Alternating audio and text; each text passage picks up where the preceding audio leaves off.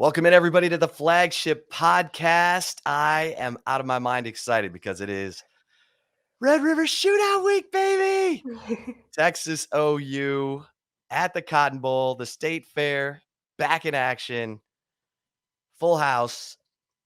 I can't wait. I am Chip Brown of Horns 24/7, joined as always here on the Flagship Podcast by our fearless leader, the managing editor of Horns 24/7, the one and only Taylor Estes. Taylor, how are you doing? I am just as excited as you are, Chip. This is my favorite week of the college football season.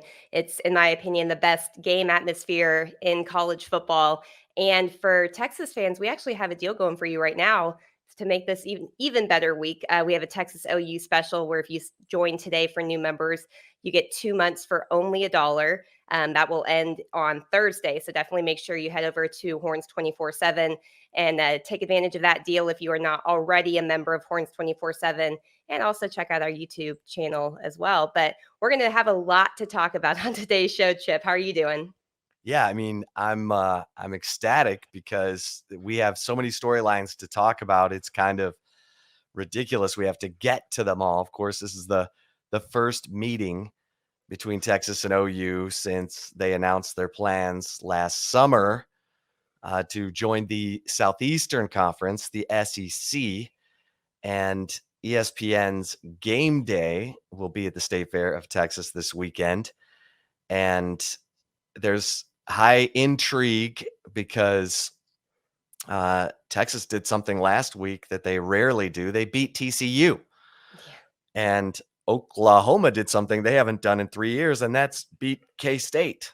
So Oklahoma comes into this game undefeated, but with some questions, we'll say. We'll get into that. And Texas is coming off an ugly but important win over TCU and now gets to go right back to the Metroplex this weekend. But also, Taylor, you've got the quarterback storyline of Casey Thompson, who grew up right outside of Oklahoma City, 9-iron from Norman.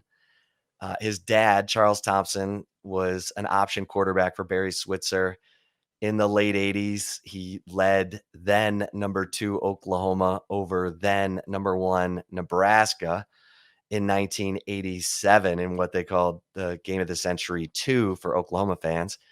And now here's Casey wearing Texas, the Texas uniform as the starting quarterback for the Longhorns, taking on the Sooners. So we'll get into that as well.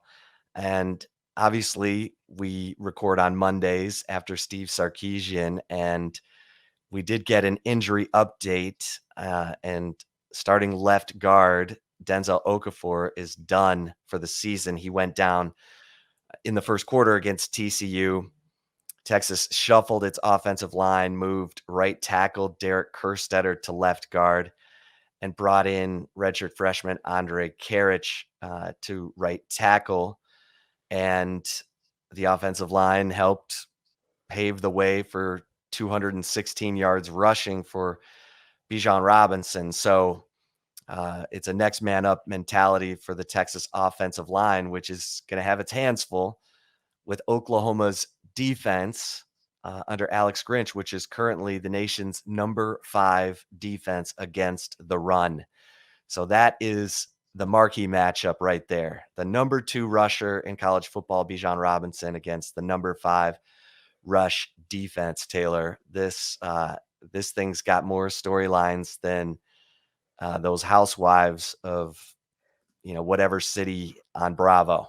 Yeah, no, there's definitely plenty. Actually, it looks like Oklahoma's run defense slid to number 7 in the country, but still, that's they're only allowing 79.4 rushing yards per game through the first 5 games of the season. And, it's going to be a challenge. I feel like the good news for Texas, obviously, is it has Bijan Robinson, who, as we talked about after the TCU game, is, in my opinion, the best running back in college football. And I know some people may say that sounds homerish of me to say it, but I don't care because it's the truth. Texas needs to be starting his Heisman campaign right now and sending out all of the letters to media members and letters to the Football Writers Association of America. Heisman voters, everything. But I think that one thing that Texas does have kind of to its advantage is the fact that, unfortunately for Denzel Okafor going down and him going to soon undergo season-ending surgery, the offensive line didn't really fall off without him out there. And so they're going to need the best play, not only from Bijan Robinson, but also the offensive line. And I feel like you at least saw glimpses of it. It was, as you mentioned, the next man up mentality. You didn't see any, substantial drop off with Andre Carrick, coming in and shuffling around the offensive line. So that's a plus for Texas, but they're going to need all the help they can get against this Oklahoma run defense. Yeah, I mean, Oklahoma, it's strange to talk about Oklahoma having its defense as sort of the marquee because typically under Lincoln Riley, the offense is one of the nation's top scoring offenses. It's usually the top scoring offense in the Big 12, but that's not the case right now. In fact, Texas is, outscoring Oklahoma right now, and it's the OU defense under Alex Grinch with, Perion Winfrey up front, Isaiah Thomas, Nick Benito coming off the edge. And they run a lot of games. We remember the game a couple of years ago where they sacked Sam Ehlinger 9 times, 15 tackles for loss.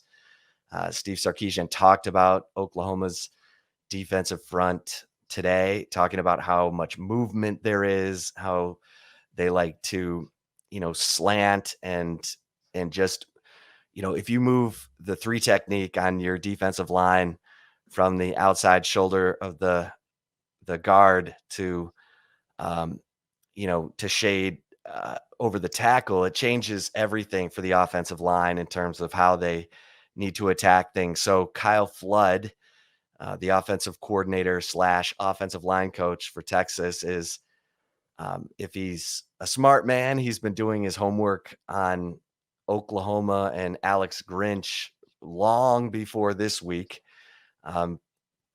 Probably back in the spring to prepare for all the movement that Alex Grinch likes to bring from his defensive line, because that is going to be the key for Texas in terms of, clearing space for Bijan Robinson, who had 35 carries for 216 yards last week, said today, "Hey, I'm pretty sore." But when asked if he had to carry it 30 times against Oklahoma, would he be able to do it? He said, yeah. So it'll be real interesting to see how much Steve Sarkisian will lean on Bijan Robinson in terms of workload, because he saw how effective Robinson can be against, Gary Patterson's TCU defense. Yeah, no doubt. And one thing that Sark did point out too, in talking about Bijan Robinson's workload, he said between Kyle Flood, between Coach Drayton, and between him, they've all been around really solid running backs in their careers. So, whether I can't remember exactly how the question was phrased, but essentially was asked if his workload is going to either decrease in the preparation going into this game or in the game, and he said that he's not too concerned necessarily because of the experience that they do have offensively and the coaches and being around those type of solid running backs. But yeah, I mean, this is there's definitely a lot to work on, I think, for Texas too, Chip, coming out of that TCU game. Sarkisian talked about that a lot on Monday, but there's this is setting up itself up for being probably one of the better kind of storylines leading into the game. There's so many different ones, with Casey Thompson being, an Oklahoma guy, the son of an former OU quarterback, excuse me. So yeah, there's a lot of other things that could potentially impact the game. And one thing I like that Steve Sarkisian said on Monday was, working under Nick Saban, it was one of the key takeaways that he learned from him is, there wasn't really ever the big game type of jitters or big game approach, because they approach every single day the same and they don't look at the opponent. And he's like, that's not a knock on anybody. He's like, but he did say that was something he took away from Nick Saban, coaching under him at Alabama, and that he's trying to do. So while he knows it's a big game, I think that's kind of the approach, and that's what Texas is going to need, because there's a lot of outside noise that can, come into the locker room real quick leading into this game, I think. Yeah, absolutely. And Casey Thompson talked about that today, saying, "Look, everyone's going to talk about my story, how my dad played at OU, how his older brother Kendall Thompson played at OU before transferring to Utah, and that I'm at Texas." He said, "I've got to block all that out and just stay focused on, um, his preparation, his film study, his working with the receivers to watch film to truly understand what he's up against here." If I were him, I might even call Sam Ellinger and say, "Okay, what happened 2 years ago that I need to advise these guys?" Or even last year in that 4 overtime game where the Texas offense got off to a really rough start, um, Texas got off to a rough start against TCU, was able to overcome some adversity. That is some key experience that they picked up last week. If you're going to look for any silver lining coming out of the TCU game, it's that they didn't play great. They didn't, 1 of 5 passing on third down. It was a struggle every step of the way, but they made enough plays, and they made the plays when they had to have them, on that 12-play, 75-yard drive, capped by the 32-yard touchdown pass from Casey Thompson to Jordan Whittington in the fourth quarter that proved to be the game-winning points. That was a big deal because Texas finished the game. They had the lead. They were up by 12. Then they had it cut to 5, and they were able to finish. And look, there's a real good chance this game against Oklahoma is going to be a 4-quarter game. Oklahoma's been in those. Their last 3 games, they've all won by 7 points or less, including having to kick a last-second field goal to beat West Virginia, at home 2 weeks ago. So this is an Oklahoma team that's had some close calls, had a 7-point win over Nebraska, the 3-point win over West Virginia, and then the 6-point win over K-State last week, 37-31, in which Oklahoma gave up a massive kick return for a touchdown, that allowed K-State to go for an onside kick in the final minute, to try to get the ball back and maybe tie or win the game with a touchdown. But Oklahoma was able to recover that onside kick and got out of Manhattan, like I said, with their first win over Chris, Kleiman and the Wildcats, first win in 3 years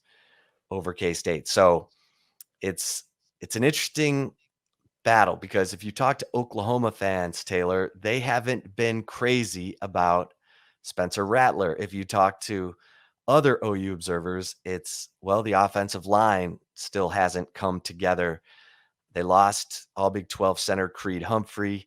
They lost one of their offensive tackles, and the new line hasn't gelled well enough for OU to consistently run the football, and that then puts it all on Spencer Rattler and his arm, and they haven't been as prolific as they've been in the past. So OU fans, kind of getting grumpy in that West Virginia game where they wanted backup quarterback Caleb Williams, who is a 5-star out of the DC area, dual threat, laser arm.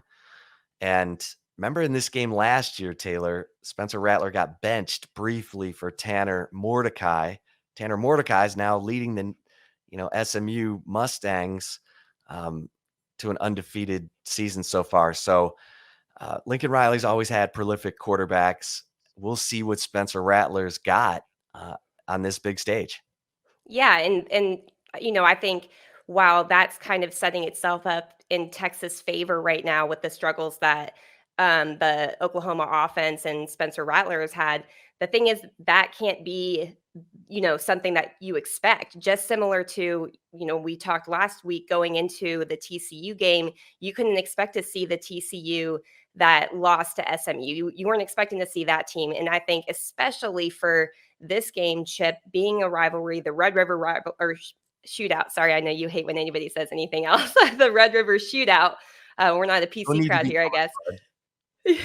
So, but yeah, I think that you can't expect Spencer Rattler to struggle, quote unquote, at this point because Lincoln Riley, he's been so successful in this game.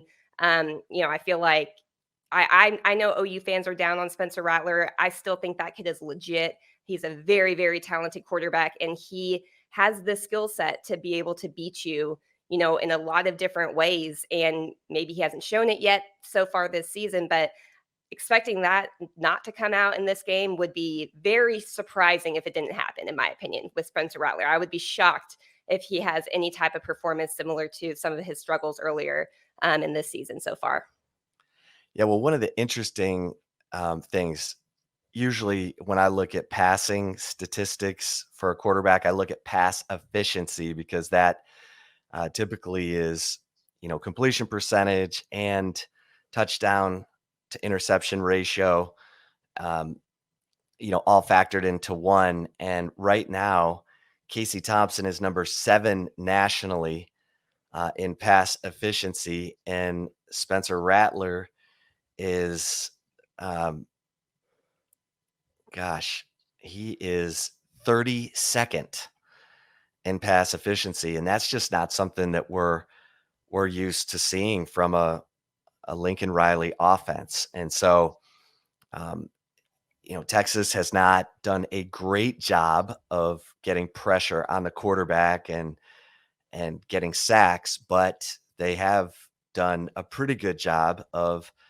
playing red zone defense, giving up some yards between the 20s, but then really limiting teams um, in the red zone. So we'll see if Texas can continue that, and Oklahoma has, they're really down to 2 running backs, and that we're not used to that either. Usually Oklahoma has, kind of like Arkansas, just like 4 running backs who they can throw at you and and do damage.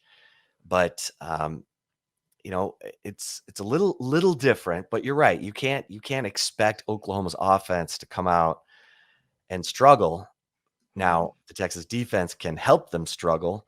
The Texas defense is still, the shutout against Rice aside, the defense is still looking to put together a complete game, and so they played a good first half against Louisiana, good first half against Texas Tech, and had moments against TCU. They need a complete game, and it would be good timing if it happened this week. No doubt, especially all eyes of college football are going to be on this game. And one thing Sarkisian did say on Monday as well at his press conference was he feels like Texas against TCU. Obviously, he wasn't thrilled with a lot of different aspects of the game, but he did say that he felt that they're playing complementary football because when one side started to struggle, the other side was able to pick it up, and vice versa. And you're going to need that. Right now, Texas, I believe it's ranked 30th in red zone defense and the 30th in the country, excuse me, nationally. They're definitely going to need that because, as anybody that's been to this Texas OU game knows, once the momentum starts to get going in one team's favor, it's hard to shake it. And, as I've been on the field a number of times in this rivalry game, including in 2012 when Texas got absolutely destroyed in that game. And it's a bone chilling type of feeling being on the field as even just as on the sideline. Me, I was recording video at the time, just hearing and feeling the momentum shift just from the crowd noise. It sounds crazy. It's so hard to explain unless you're actually on the field, but like you can literally feel it. And wasn't playing in the game, so imagine how much that could impact a team once that crowd starts to kind of the momentum starts to shift in one team's favor. That crowd really comes into play, and that's where the attention to details, they need laser focus this week, both teams, whoever's going to win. But there's no doubt that the Texas defense is going to need to come up probably big early on to try to get that momentum going in the offense's favor, considering this is Casey Thompson's first time playing in this game. Usually we like to say that, the quarterback that has experience in this game more times than not seems to be the team that, the team that wins.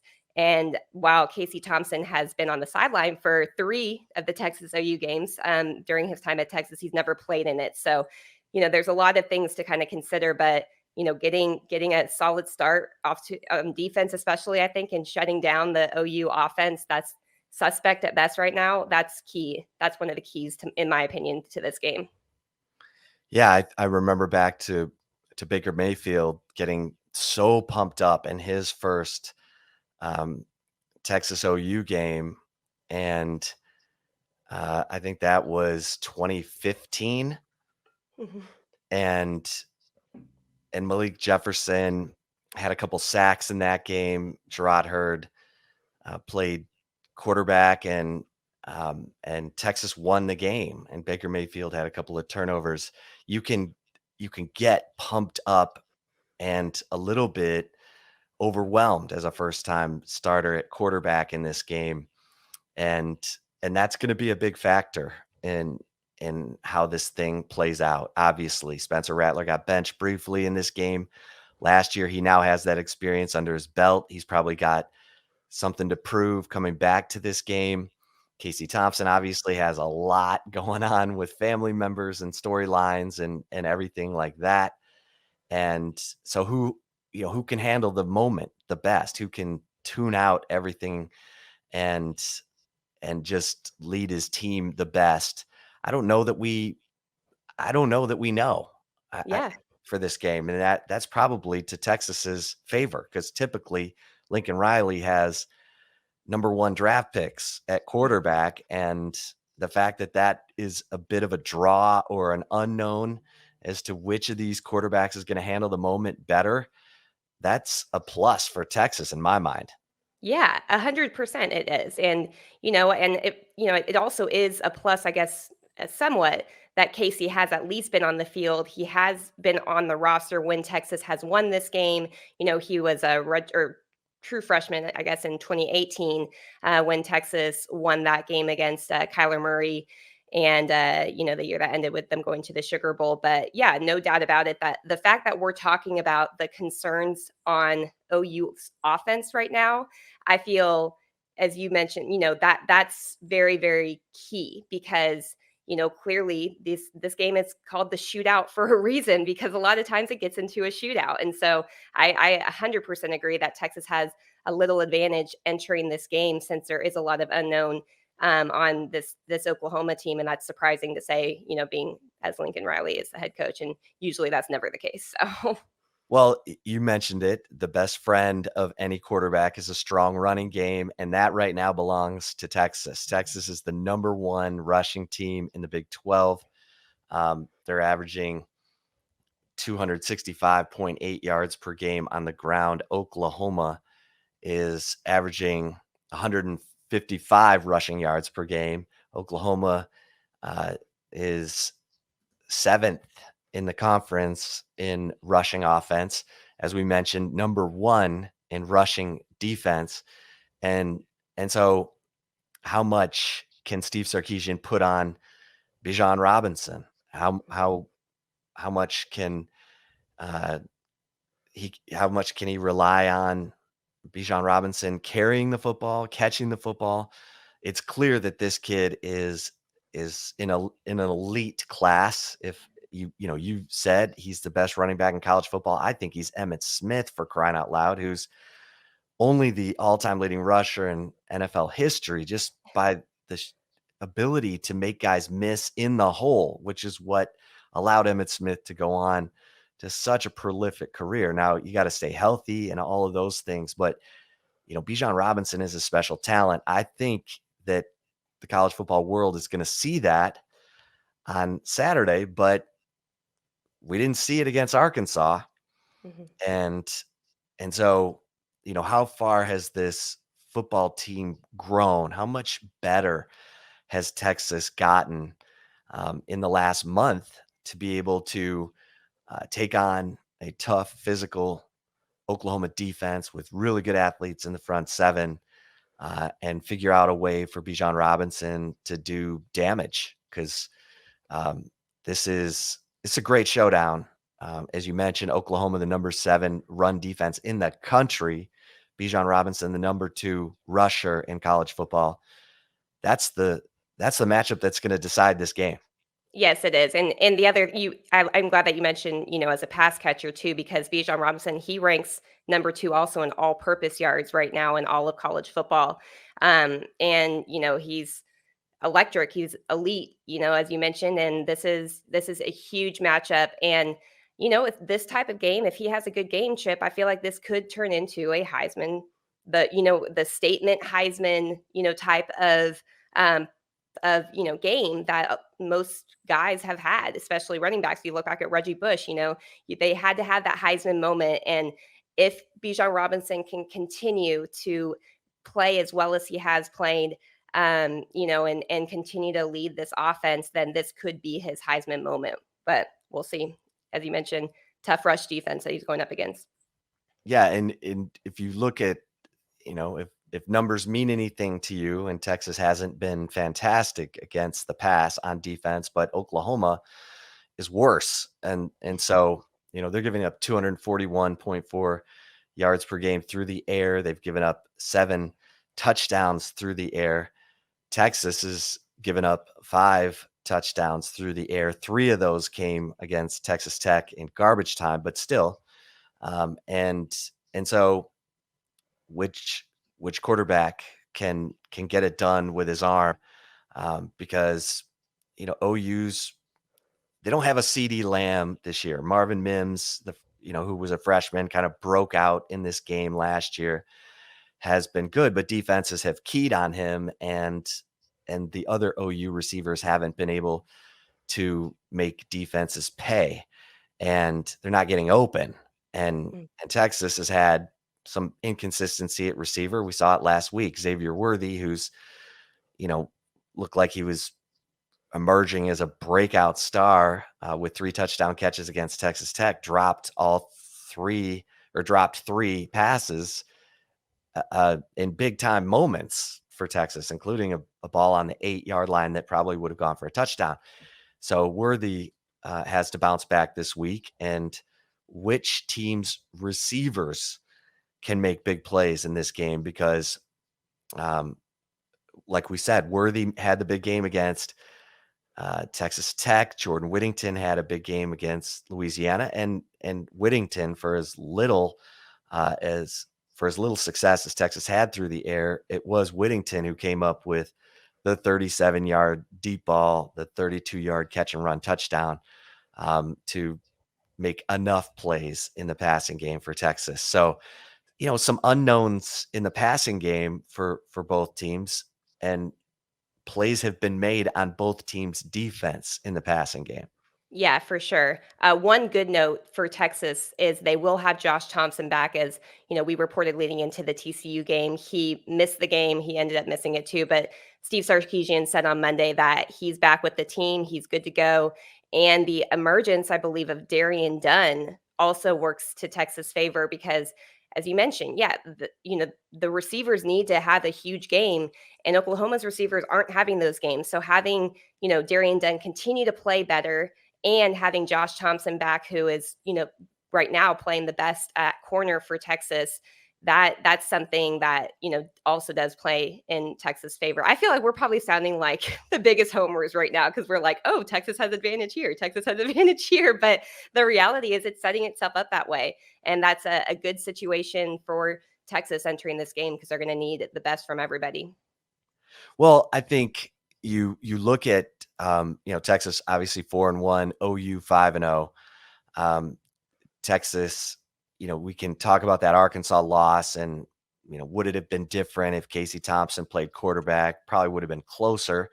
But since the Arkansas loss, the team is starting to believe that it can finish games, and I think we saw an unbelievably impressive offensive performance against Texas Tech, and then a scrappy, gutted out performance against TCU, and now we got to see if this Texas team is ready to take a really big step against the 6-time defending Big 12 champion. And this is what everyone wanted to see. Everyone wants to see Steve Sarkisian, Lincoln Riley, two of the best play callers in football, not college football. Lincoln Riley has turned down NFL jobs.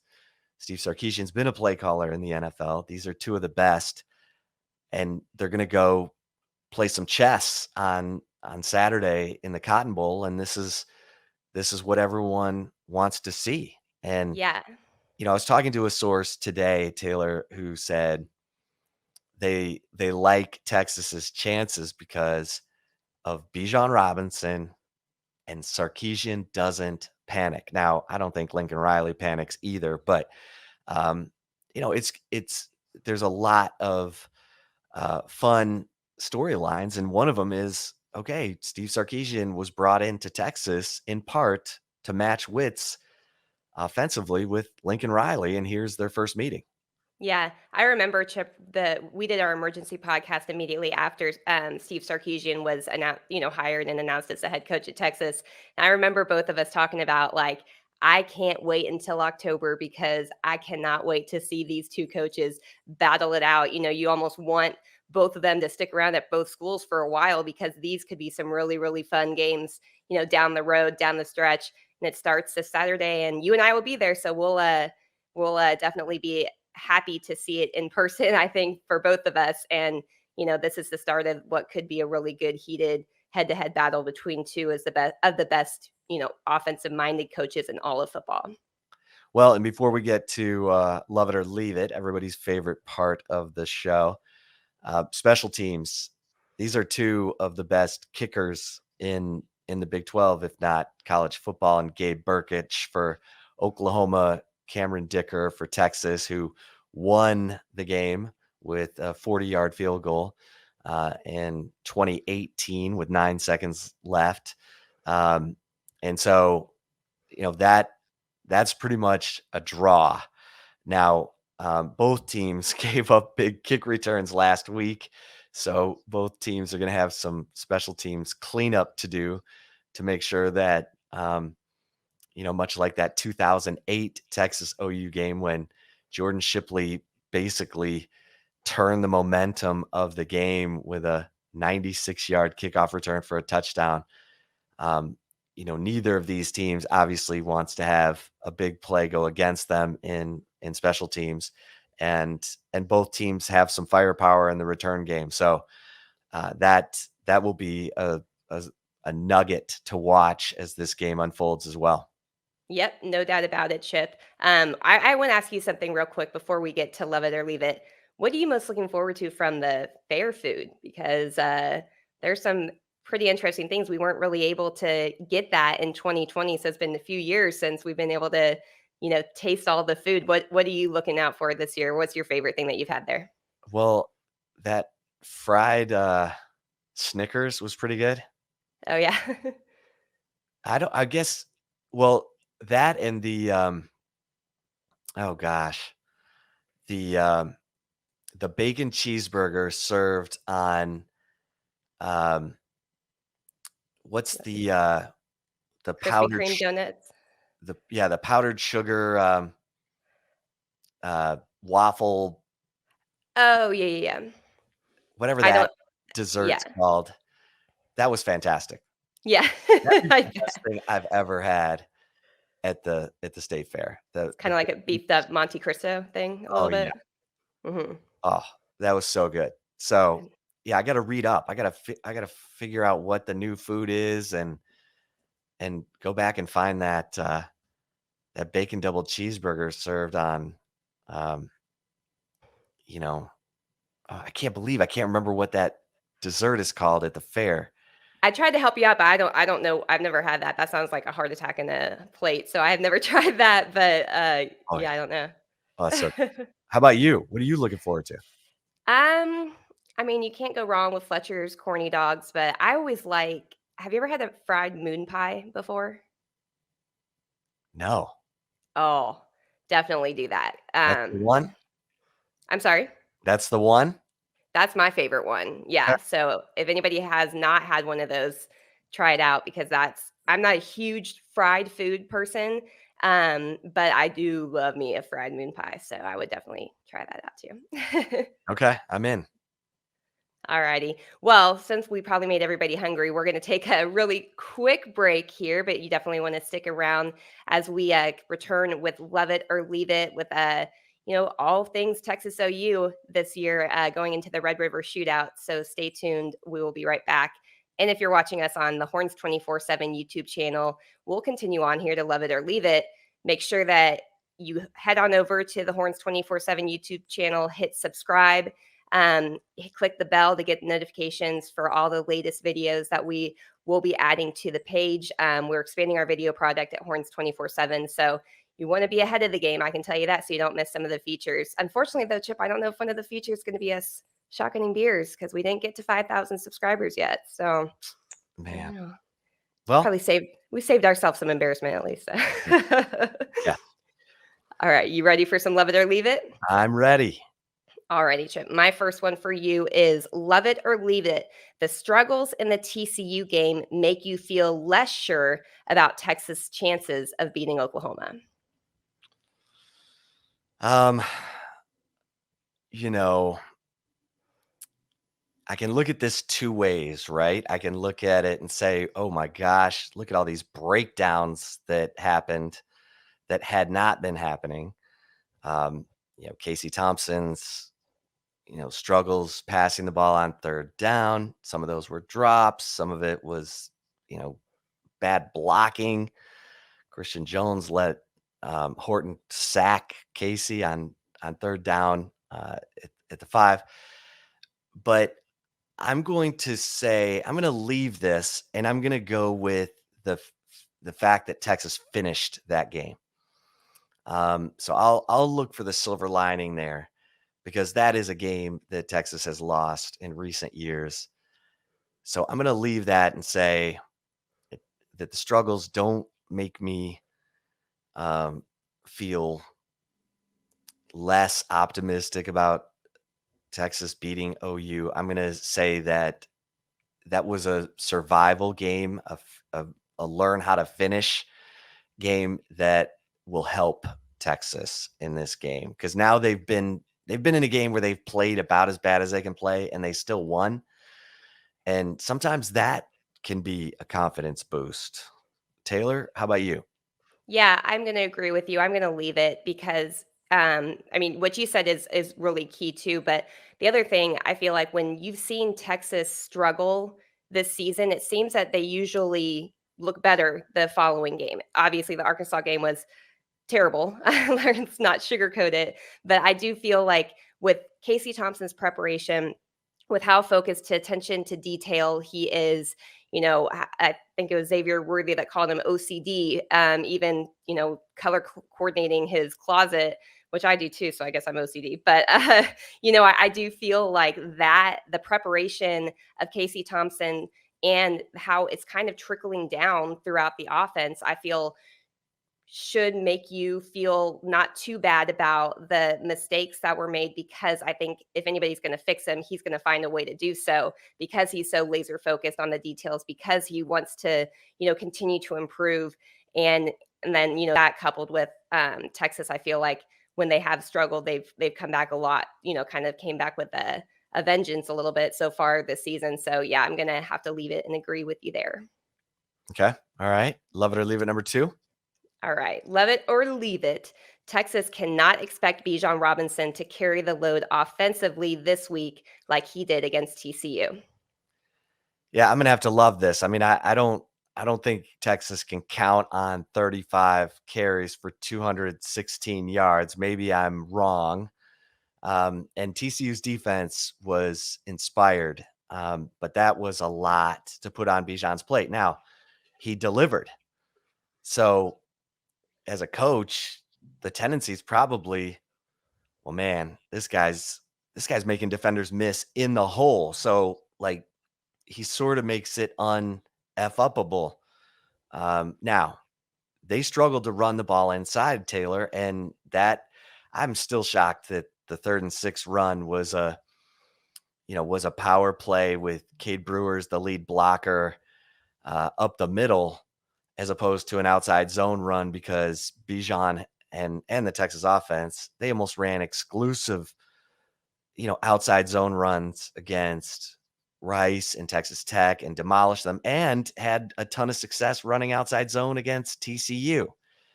I mean, I like when Sark is sort of dressing it up in different ways, but kind of sticking to that outside zone. Nonetheless, I don't know if you can count on a 35 carry, 216-yard performance. I mean, I think they're going to rely on him a lot. It might be more, in the passing game, but I think others have to step up. I mean, Xavier Worthy's got to come through. Jordan Whittington, Joshua Moore. We're still waiting on his breakout game this year. So, I'm gonna have to say well, let's see, Texas can't expect. So I'm gonna have to love this. Mhm. How about you? I mean, I guess it depends on what we are considering as carrying the load. If we're considering it a 35 carry game, then yes, I think you have to love it. If we're, but I also think that Bijan Robinson can carry the load offensively with 20 carries too, because he has, just dynamic talent. And I mean, this kid is so legit and he's such a good kid too. So you love seeing him see the success because I mean, the nicest kid you'll meet, and he plays like a dog on the field. And, I think that you can expect him to carry the load in any capacity, but I don't know if, back to back 35 carry games would be the best thing for him. So, yeah, I'm going to have to agree and say, Texas cannot expect it from him, but doesn't mean don't hand him the ball because I would hand him the ball as much as possible before teams, shut it down. And you haven't seen anybody shut him down really. I mean, his worst performance so far was against Arkansas, and he rushed for what was it, like 60 something yards still, or 70 yards? I can't remember exactly off the top of my head, but that was his worst performance. And so I think that he can carry the load offensively, but especially coming out of that game, you can't expect it, and you can't expect a 35 carry every single week. So yeah, I'm going to agree with you for the second one and love it too. Yeah, and a lot of those carries against TCU came in the fourth quarter um, when Steve Sarkisian felt like TCU's defense was starting to get worn down, and and and Steve Sarkisian even said that the best blocking he saw from Texas was on the 4-minute drive, the last 7 plays of the game, when they had to have that 3rd and 6, when they had to control the ball and run out the clock, basically, is when he saw the best blocking from the offensive line. That's a positive sign. But a lot of those carries for Bijan Robinson against TCU came when they came in the fourth quarter. And so that's a good sign. He's that's a telltale sign of a great back when the back gets better as the game goes on and is at his best in the fourth quarter. If he's getting a bunch of carries in the fourth quarter this week, it means Texas is in control and they've got Oklahoma on the ropes. They never got going against Arkansas. Never really got a chance for him to pop a big run and sort of cause the Arkansas defense to have to adjust. And so they need success early in this game, and then they need to sustain it so that Bijan Robinson is a sledgehammer in the fourth quarter of this game. Yeah, All right. totally agree. All right, Taylor, love it or leave it, number 3. All right, love it or leave it. It's more surprising that Oklahoma has won 3 straight games by 7 points or less, or that OU's defense has had to carry the Sooners at times this season. You know, um, I'm I'm gonna say uh, that I'm a little more surprised that uh, the OU defense has had to carry um, the team because with Spencer Rattler being more experienced, Kennedy Brooks at running back, Marvin Mims, and really they only had to replace 2 starters on the offensive line. I figured the way that Oklahoma's offensive lines have played under Lincoln Riley, and they run a lot of counter and power, and they pull their linemen, which can be an asset to an offensive line that might be struggling in zone blocking or just sort of basic run blocking. So that surprises me. Mhm. Surprises me that OU's receivers, Marvin Mims doesn't have a touchdown catch yet this season. That's kind of staggering to me. Um, so yeah, I'm probably more surprised that the OU defense, and they certainly had to carry the load in that 13-10 win over West Virginia with the last second field goal from Gabe Burkich a couple weeks ago. So I'm probably more surprised by that than the close call wins for OU. How about you, Taylor? Yeah, I would say that I'm gonna leave it. I would say it's more surprising that OU's defense has had to carry, especially, Spencer Rattler last year, he was a redshirt freshman. So you kind of expect some ups and downs and emotions getting in the way a lot of times.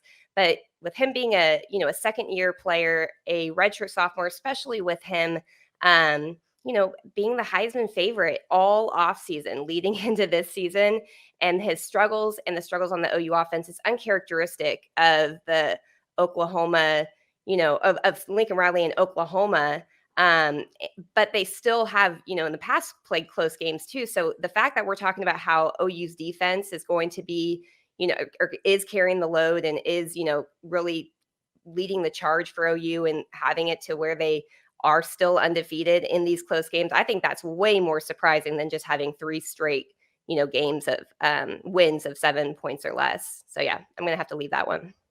Yeah, I mean it's gonna be great. And who knows how the two sides will handle the SEC um, chatter, because obviously Texas and Oklahoma sent shockwaves through the college football world this summer when they announced that they would be accepting invitations to the SEC. Um, I think it'll be earliest 2023, latest 2024. But they're sort of partners in crime, but they won't be partners in crime on Saturday. They will just be trying to get a leg up in the Big 12 race.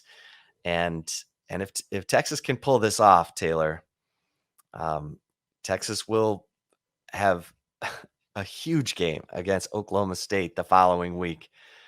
And that will be the last game before they get an off week. And that will be a true test of if Texas can handle business this week, of how mature has this Longhorns team become. But first things first, we'll see how they handle it in the Cotton Bowl on Saturday. Yep, it's gonna be a slobber knocker, right? That's what they say in the OU tie. Yeah, I'm really excited for this game, and there's a lot of things on the line. There's so many cool storylines, everything. I mean, this is what if you're a college football fan, I don't care if you're a Texas fan or an Oklahoma fan. If you enjoy good college football, you want to see Texas and Oklahoma battling it out, in the Cotton Bowl because it's always so much fun to watch for the whole sport. So this is what you want. Both teams are ranked. Texas, I think that they're 21 after to the TCU game. Yeah, and what's Oklahoma 6 or 7? I can't. One of them, I don't know. But anyway, yeah, this is you want two ranked teams when Texas know face off, and that's what college football is going to get. So it's good news, no doubt. Yeah, yeah, it's gonna be fun. A lot of intrigue, and we'll have it all for you at Horns 24/7. So get over to horns247.com, become an annual member, and don't miss a thing. For Taylor Estes, I'm Chip Brown. Until next time, right here on the Flagship Podcast, stay safe and keep the faith.